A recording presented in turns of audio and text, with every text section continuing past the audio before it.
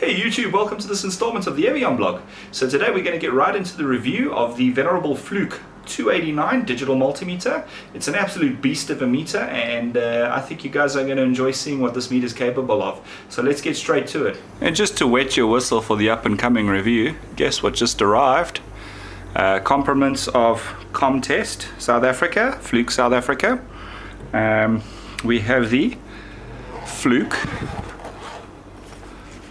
289, freshly arrived for review and for some comparisons, and boy, it's going to be a really good week. So I'm just going to point out what came with it. I'm not too sure if these are the ones that come with the Fluke, etc., but these are the Fluke probes, Fluke branded probes, with some nice cable. This is the TL75s.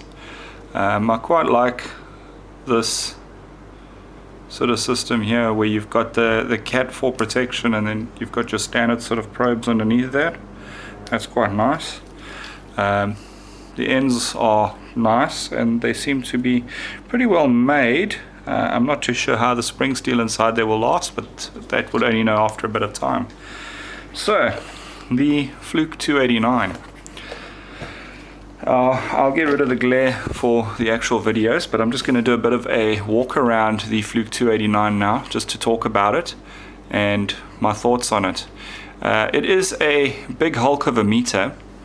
I mean, for example, if I was to compare the Fluke 289 with, say for example, my 189, which is its predecessor, you can see there's a substantial size, well not substantial, but there's quite a bit of a size difference between the two. Basically what they've done, the meter is almost the same size, the functioning part of the meter, but what they've done is they've increased the screen capacity tenfold. This one here, you have the little adapter to be able to connect to it. This one has got the thing built in. Now the 289, besides being quite a bit larger, it is a probably easier to use meter than the 189. Don't get me wrong, I love my 189, but when it comes to screen real estate, very little can actually beat the 289 in my opinion. But let's turn it on and give some first impressions of it.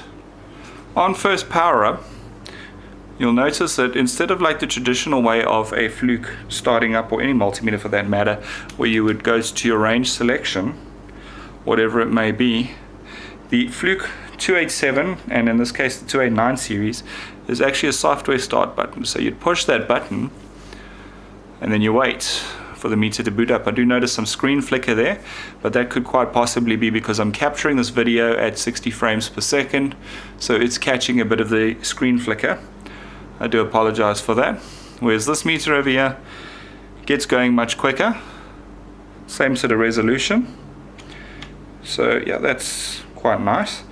Now the first thing that I notice about this meter as opposed to this one, now bearing in mind this is just from a first power up, this meter works from 0 upwards on the analog bar graph at the bottom, whereas this one at the moment, 0 is in the center and you've got a negative and a positive on either side. Now if I'm correct in thinking, you can probably change that in software, but I'm not too sure. So your basic getting around on this meter is pretty much the same as any multimeter. You would basically select whatever it is you want to measure. The ranges that I see on the meter in front of me at the moment are low impedance volts AC. There's also a volts DC at the bottom. I'm not too sure whether that can be changed or not. Then you've got volts AC, which is your traditional volts AC measurement.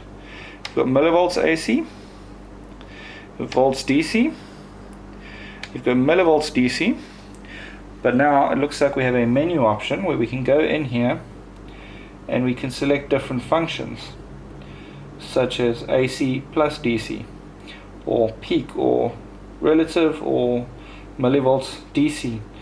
Temperature, so if you wanted to go to temperature in Celsius, you would do that, and now you're in the second function where you would have a thermocouple. Okay, if you wanted to go to peak, you would push it like that, and maybe that's not an available function, AC plus DC. Okay, there it is, and let's put it back to the millivolts DC. which I think is sort of the standard for that setting. Okay, now we can also go across to conductivity, resistance, and continuity. Right now we're in the resistance mode, and I'm just going to do a quick check of the lead resistance just by shorting them together. Must admit these leads push in quite tight, which is quite a reassuring thing to have, in my opinion. So we're on the resistance mode, and one of the things to point out is I see this meter will also do resistance down to 10 milliohm, pretty much the same as the TBM 189. The only difference is I quite like the display on here. Now for the second function option, we'd head to the menu, or alternatively I actually see it here. You can push that button and it'll go to continuity, and it pretty much shows you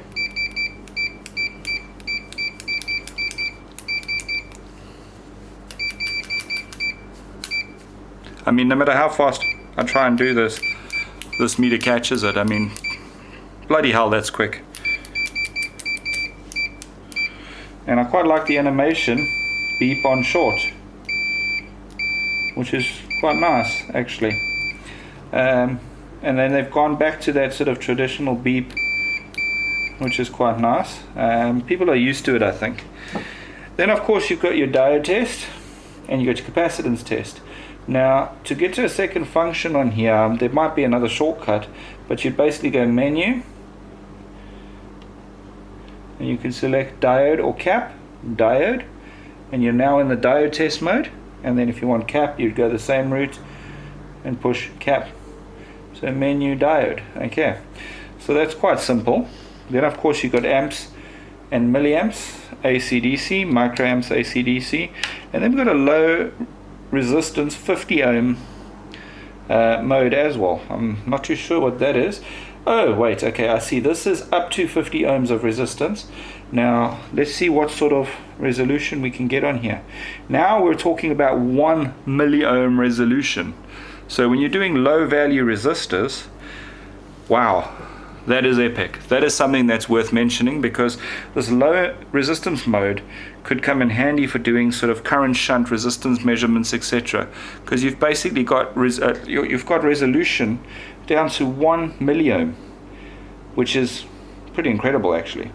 Now as for relative, it does have the function where you can do that, and we're now shorting the leads, and as you can see we've got very little resistance. And then when you measure anything down to 50 ohms, let's just go, for example, on my shelf, you can see we got 100 and we got about 30 odd milliohms of resistance on there. So again, wow, that is really cool. I am very impressed with this multimeter so far. So let's just see. So you've got that relative function where you can do that whenever you need to, which is really cool. I like that a lot. I like it a lot. Okay. I do like that it gives you a warning when you go to the wrong modes, such as like if you were to go to microamps, now it's saying warning, leads connected incorrectly. Warning, leads connected incorrectly. It's there, it's big, it's bold, it lets you know there's a problem, you don't blow yourself up. So yeah, that's pretty cool. Another thing that's pretty cool about this soft start power button is that you can leave it in your most commonly used modes, such as volts DC, like this, and you can turn the meter off. I mean, what more could one ask for in a multimeter? I mean, your most commonly used thing. Here I have to kind of swing 3 positions up to get to my most common setting. On this meter I can just pretty much leave it there. Power on, wait. That's the only catch, is it does a bit of a wait to get going. But in so saying, once it's going, and it's a really fast meter. And there you go, you're ready to do your volts DC measurements. What else can this thing do? I mean, for example, we know the 189 from the review can do dual volt measurements like volts DC along with volts AC. Can this meter do it along with the Brymans? I'm sure it can. Let's just take a quick look. We've got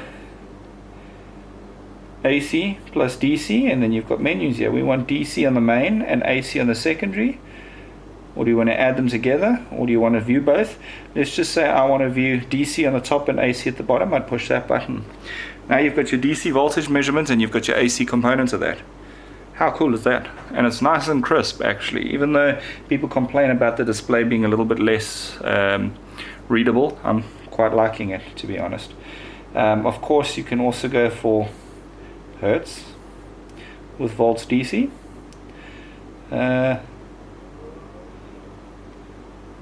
On the leading edge or on the trailing edge, measuring your frequency.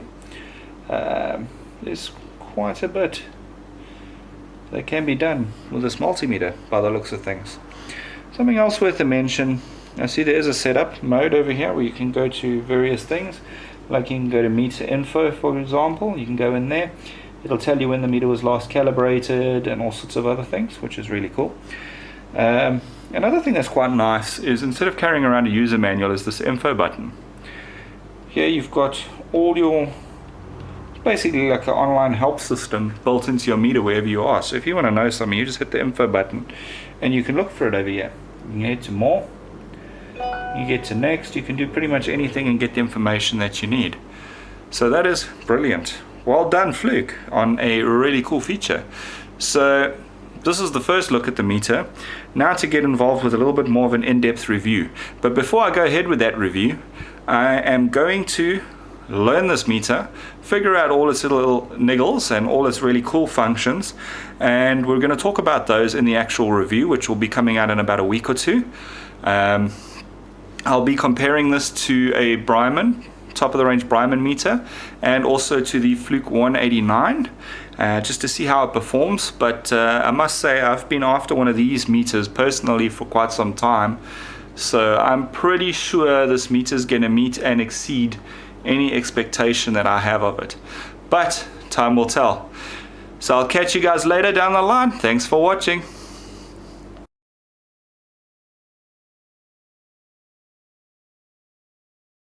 Hello YouTube, welcome to the bench and the review of the Fluke 289 digital multimeter.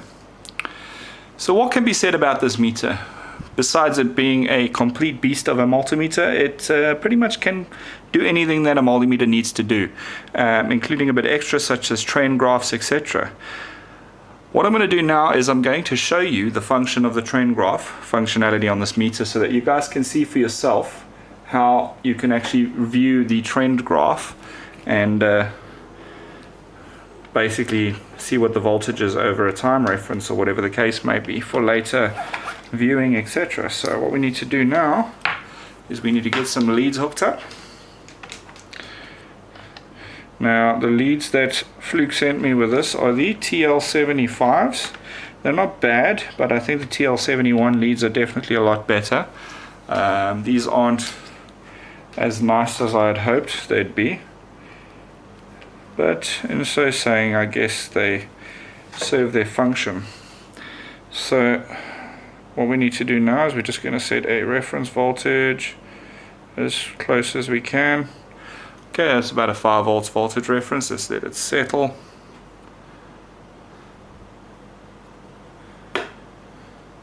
Okay, it's still not settling. Why, only knows. Okay.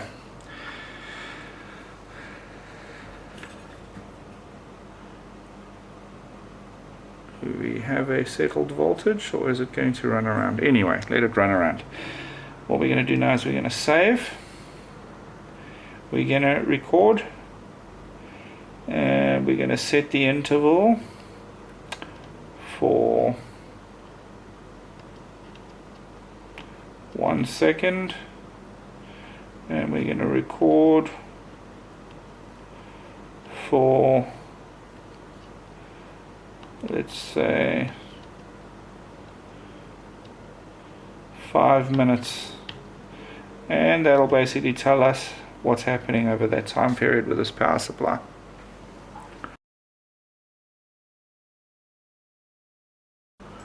And it's getting close to the end now.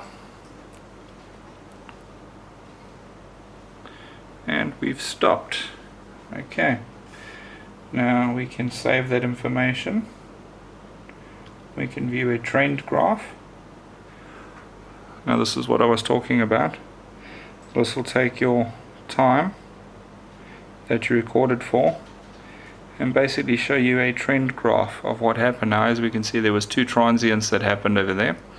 So what we're going to do now is we're going to save this, and we're going to go and take a look at it on the computer and see what we find there. Hey guys, okay, so here we're on the bench at the moment now, taking a look at the Fluke form software. Over here we can see the graph of the power rail. You can see where it dipped down, lifted up a little bit, and then where it took a big dip over here, and then gradually drifted down along the scale. Now if you go down to the bottom of the forms here, you can see on the 5-minute log what the different voltage readings were, and you can see how the power supply dipped down on the first dip, which was at 1402 and 30 seconds, so 202, and then at about 30 seconds in,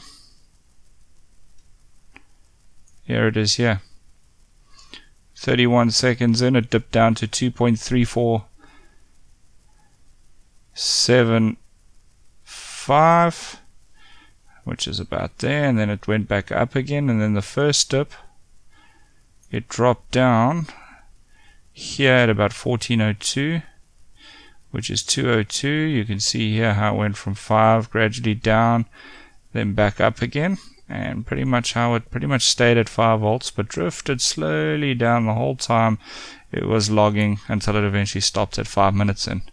Now you can save this form, you can call it a report, you can create your own, you can do pretty much anything you want to do. So yeah, it's quite a handy piece of software to have, in my opinion. Okay, so now we've taken a look at that trend graph on the Fluke 289. Something else just to note about this now is, if I recall correctly, you can actually still go back to the meter later, because I haven't cleared the meter yet as far as I know. You can go to the save function, you can go to the view memory function, view. You can go to a recording view, or maybe I did clear it, I don't know. Measurement, nothing, nothing. Okay, clearly I did clear it in the software, but that's no big deal. But basically, if you haven't cleared it, you can actually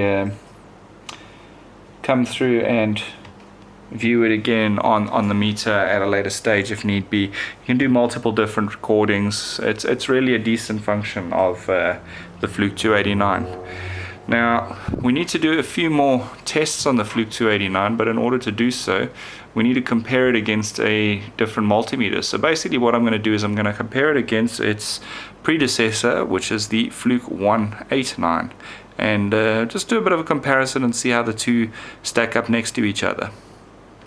What we are going to do now is take a bit of a closer look at the screen. The meter is on currently, volts DC. Just wanted to talk to you guys a bit about the functionality. This meter does have the low impedance mode, which is great for ghost voltages, etc. As you can see at the moment, it's showing both volts AC, volts DC, and of course you've got the AC mode. You can go in here and you can change the AC to also display hertz with the AC component. That's basically an option, leading or trailing edge, doesn't matter. You can set it up for dBm with the volts AC component. You can set it up for dBV, peak, relative obviously, and volts AC. So let's just have a look at this peak function. Maybe we need to go back to volts AC, menu, peak. Okay, now if you have a look here, you've got your volts AC, you've got your peak max, you've got your average volts AC, you got your peak min. So if you do an AC measurement, this is going to give you a lot more information about what it is you're measuring. So that's pretty cool, and it also records pretty much what you're doing there. So it's like a min max function. Almost, but a very fancy one. Then we've got millivolts DC, Again, we can add secondary functions onto it if need be. Volts DC. Something I've always liked about these meters is this capability here. We can go into volts DC. We can say AC plus DC, but when we want to show DC in the top, AC in the bottom, we hit it like that. It'll do a DC voltage measurement and it'll show you an AC component of that. So if you've got any AC ripple or anything like that, you'll actually be able to see it here on the screen without any problem at all. It's actually a really brilliant function. People don't really know about it. And you've got your millivolts DC, and of course you've got your temperature. So you can head on over here, and you can, if you want to, go to degrees Celsius, plug in a thermocouple, which I'm going to grab quickly.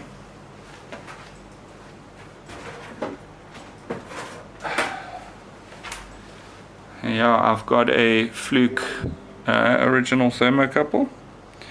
I'm going to plug that in, and we'll get a temperature display. It's going to come down a little bit because I just handled it.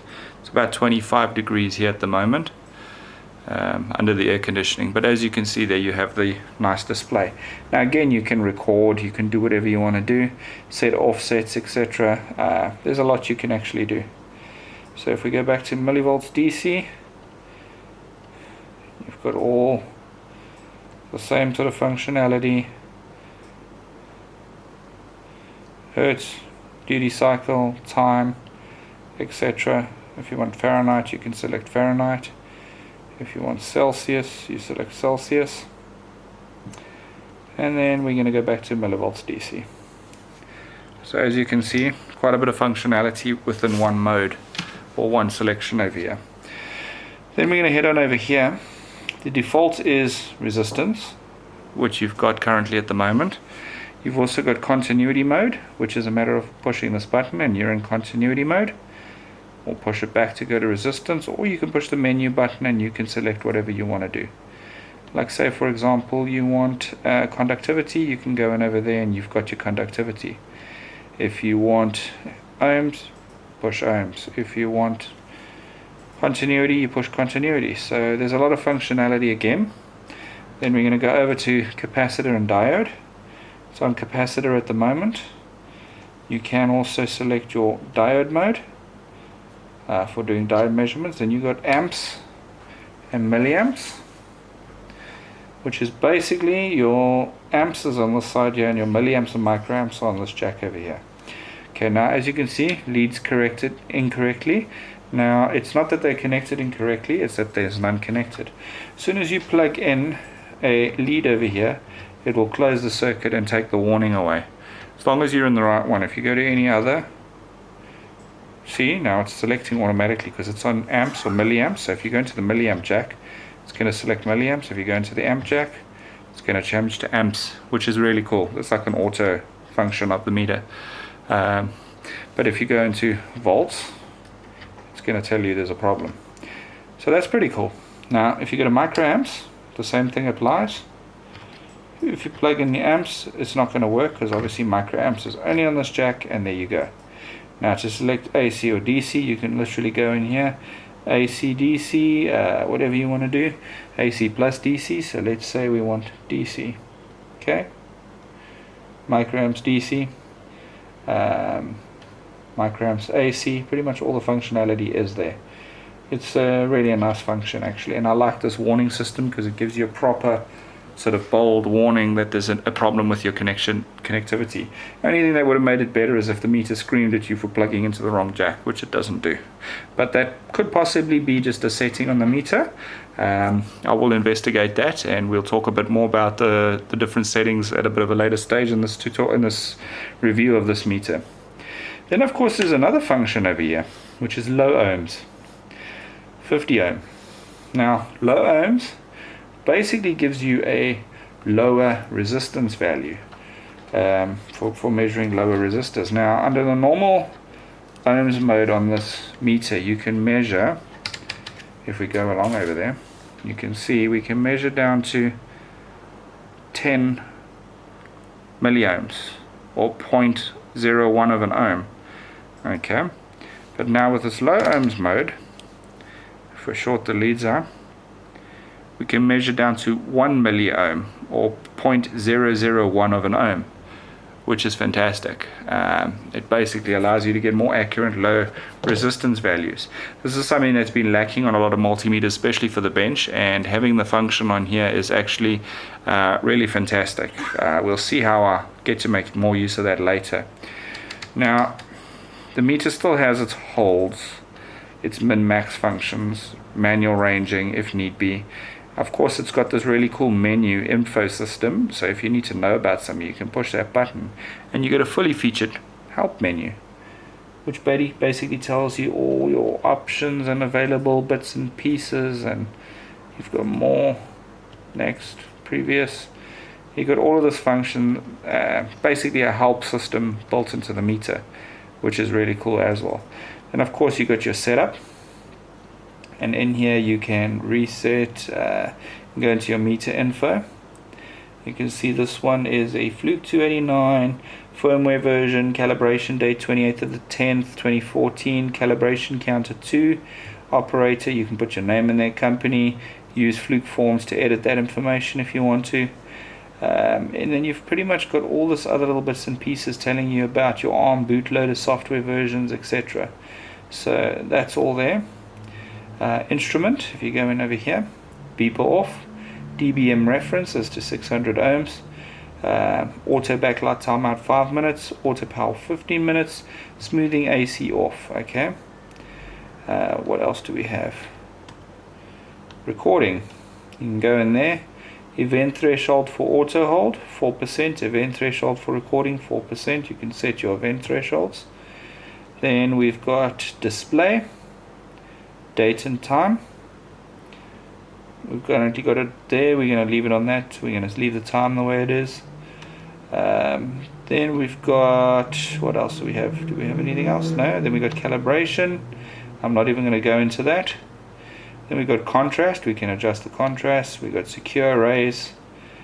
Software update. So you could actually go in there and do a software update if there's a new firmware version or something like that.